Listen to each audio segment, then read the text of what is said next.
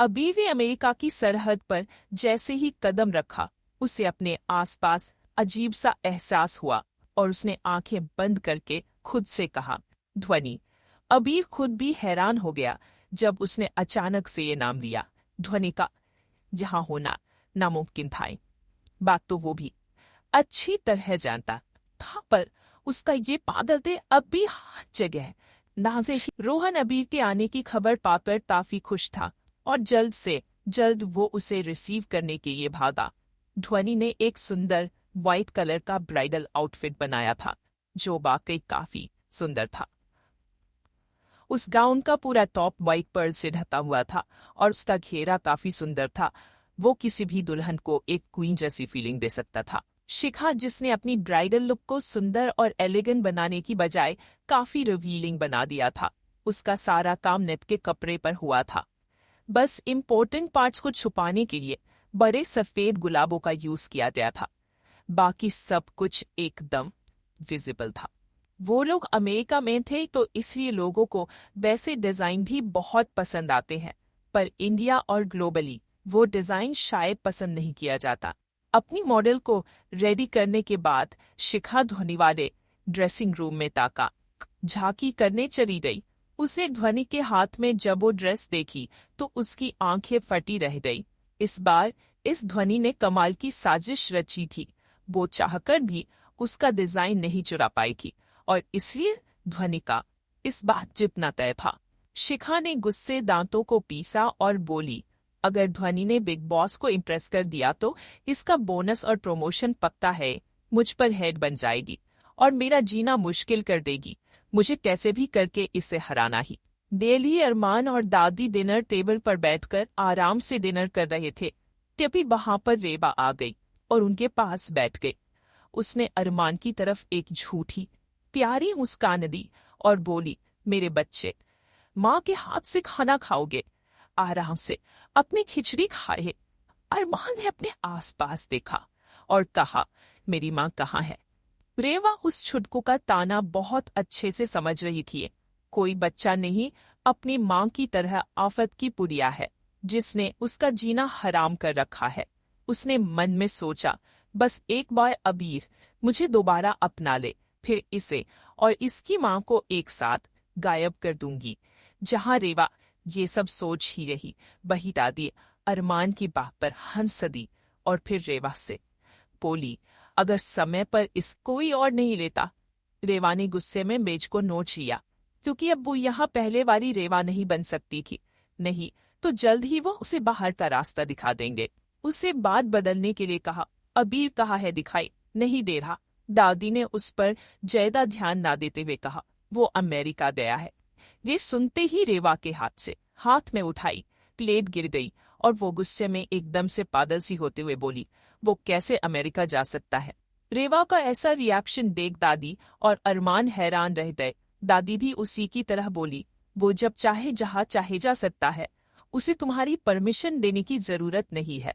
रेवा ने जब दादी की बात सुनी तो उसे अपनी गलती का एहसास हुआ और वो चुप हो गई। उसका ऐसे रिएक्ट करना ना सिर्फ गुस्सा दिला सकता है, बल्कि उस पर शक भी पैदा करा सकता है। अपने चेहरे के भाव छुपाने के लिए वो जल्दी से छत पर भाग गई। उसके जाते ही दादी ने गुस्से अपना सर पकड़ लिया और बोली, पता नहीं वो मनहूस दिन क्यों आया हमारी जिंदगी में, जिसमें भगवान ने ध्वनि को हमसे छीन लिया, और ये मुसीबत यहाँ आधम की पता नहीं किसकी नजर लग गई इस घर को। ये कहते हुए दादी ने उस दिन के बारे में सोचा जब अबीर को डेरी के एम्स हॉस्पिटल में एडमिट किया गया था। पाखी ने दादी से काफी दिन ये बात छुपा कर रखी थी ताकि वो परेशान ना हो। वो बहाने बनाती रही कि ध्वनि का रुकने का मन था तो यही रुक गए। पर जब अबीर काफी दिन बाद भी होश में नहीं आया तो पाखी को बस लगा के अब बस अरमान ही अबीर को जगा सकता है। और वही हुआ। जब अरमान अबीर को हक करके डरते हुए बुलाने लगा तो वो चंद सेकंड्स में उठ गया। आखिर उस बच्चे के पास था ही क्या? दादी ने पाखी से रोते हुए पूछा, पाखी क्या हुआ मेरे बच्चे को, और ध्वनि कहाँ है? पाखी को ना चाहते हुए भी सच बताना पड़ा दादी। ध्वनि हम सबको बिना कुछ बताएं कहीं चली गई है और उसके गम में अबीर का ये हाल हो गया है। ये बात सुनते ही दादी 2 कदम पीछे हुई और फिर बेहोश होकर गिर गई। इस बुरे वक्त में पाखी, समीर और उसकी नई मेरी दुल्हन ने ही सबको संभाला था। 1 हफ्ते बाद जैसे तैसे सब वापस घर आ गए। काफी दिनों बाद घर आकर अबीर को लगा के अब वो थोड़ी सी सुकून की सांस ले सकता है। पर तभी उनके घर के दरवाजे की घंटी बज उठी। मेघ ने दरवाजा खोला तो सामने रेवा को कुछ पुलिस वालों के साथ देख हैरान रह गए। पाखी गुस्से में चिल्लाई, अब तुम क्यों आई हो? रेवा ने बड़ी ही बेचाई सी सूरत बनाकर कहा, मैं यहाँ अपने बेटे के लिए आई हूँ। अबीर ने तंज कसते हुए कहा, कौन सा बेटा? रेवा ने कातर निगाहों से सबको देखा। तभी पुलिस वाला आगे आया और बोला, मिस्टर मल्होत्रा, ये कानूनी तौर पर आपके बेटे की माँ है। बच्चे की कस्टडी आपके पास है और ये अपने बच्चे के साथ रहना चाहती है, तो या तो आप बच्चे को कुछ समय के लिए इनके साथ भेज दे। पाखी चिल्लाई, हम नहीं मानते ऑर्डर। ये घटिया औरत अब इसके पास कुछ नहीं रहा तो अरमान के सहारे यहाँ ऐसो आराम से रहना चाहती है। रेवा ने नजरें झुकारी। इंस्पेक्टर बोला, ये कोर्ट के ऑर्डर है, आपको इसके लिए कोर्ट में ही जाना होगा। अबीर अभी ना तो अपने गम से उबर पाया था और ना ही अब कोई ड्रामा चाहता था। उसने बस इतना कहा, आखी लीव इट, इसे जो करना है तरी जाने दो।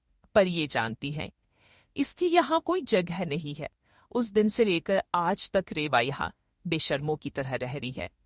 अबीर ने सच कहा था, वहां के लोगों के लिए वो ऐसी थी जैसे वो हो ही ना। नौकर भी उसे एटीट्यूड दिखाकर चले जाते थे, वो बस दांत निपोड़ कर रह जाती थी। पहले वो इस घर की महारानी थी, अब तो उसकी इज्जत नौकरानी भी नहीं करती थी। उसने अबीर और अरमान के पास जाने की कई बार कोशिश की, पर उनकी ये वो ऐसी थी जिसके होने ना होने से किसी को कोई भी फर्क अनहबी पी नहीं किया।